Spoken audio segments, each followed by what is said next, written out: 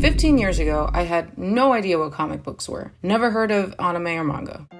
Every second grader has their dinosaur phase. And in that year, instead of Shark Week, my classroom had Dino Week, where we studied, read, and showcased everything we knew about dinosaurs. I was obviously the classroom's principal graphic designer, and my teacher, recognizing my supreme potential, commissioned a mural from me to decorate the back of the classroom for Dino Week. I humbly obliged, and in my enthusiasm, I became so lost in the dino sauce that eventually this idea, this $1 million idea, just came to me. This is the comic my young genius mind published, with tape.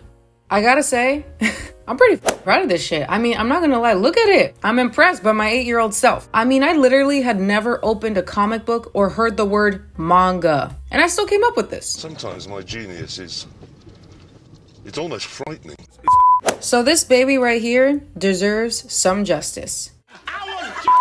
15 years later, here I am doing it justice. Now the first thing we're going to do is draw this cover art. Gonna need this, a little bit of that.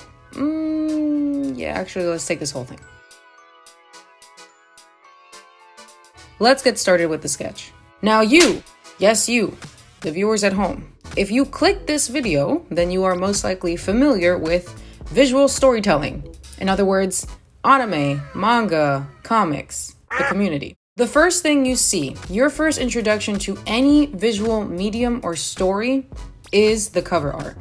Your job is to literally judge a book by the cover. If you see something you're like, you're gonna read it. But what makes them good? Let's give you a little definition. An effective cover includes details that only hint to the premise and action of your story without spoiling it. The visuals are intriguing enough for a viewer to feel compelled to know more. Let's look at some examples of good cover art from some of the most popular artists in the industry. First, we have Attack on Titan's Volume 1 cover. Without knowing a single spoiler or character name, I know that this is an action-packed series. We're immediately introduced to a monster or overwhelming threat, and this tiny human ready for the fight. You have no idea if this little guy is the main character, but that's not the point. What makes a reader want to open this book is the question: does that guy even have a chance of surviving against that giant monster? And bam, you pick the book off the shelf to answer that question. This means the artist has done their job and captured you. You activated my trap card! This is an example of cover art as pure intrigue. Second, we have Chainsaw Man. This cover is the best, in my opinion, because of its spectacular use of color and active composition. That's a fancy way of saying it's my favorite. We have a clear figure in the center of the page, the guy whose name is on the cover, with color exploding underneath this character, thus highlighting his dynamic movement. And of course, a great way to showcase the character design, because my eyes are immediately drawn to the giant chainsaw head he has and the blood and guts exploding under him. You can tell without picking up the book, it's also an action-packed series. It's gonna be bloody, it's gonna be gory. We have an idea of the horror genre. This is cover art as pure excitement. Third, we have one of my favorite artists, Yusuke Murata's cover art for Marvel's Spider-Man. This one is the most technically advanced of the three because of its use of visual tricks to give the illusion of space. This guy's a master at making you feel like you're stepping into the world. All of this is done simply by using the windows. The choice to use the reflection on the windows adds to the complexity of the cover. It tells a whole story in one frame. We have a main protagonist fighting against the antagonist shown in the window. Even if you have no idea who Spider-Man or any of these supporting characters are, with just one picture, Murata is already giving us a story to spin in our heads. See what I did there? Finally, this is cover art as an example of pure storytelling.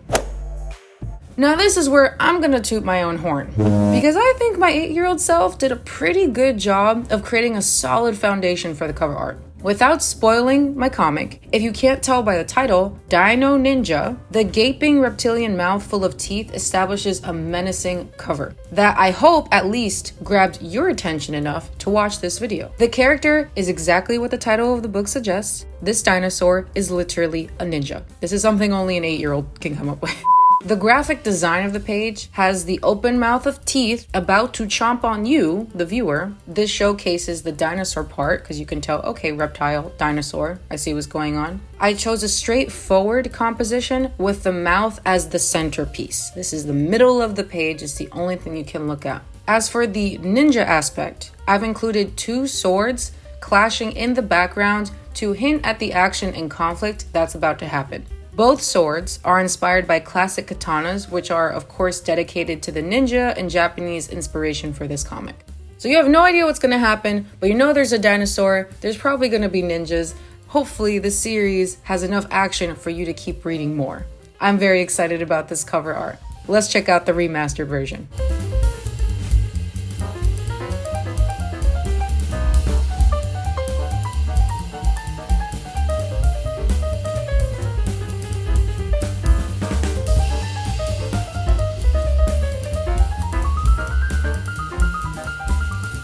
If you're interested in the supplies that I used, stay tuned to the end of the video.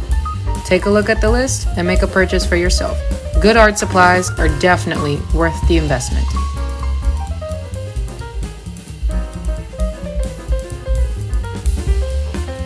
Finish him!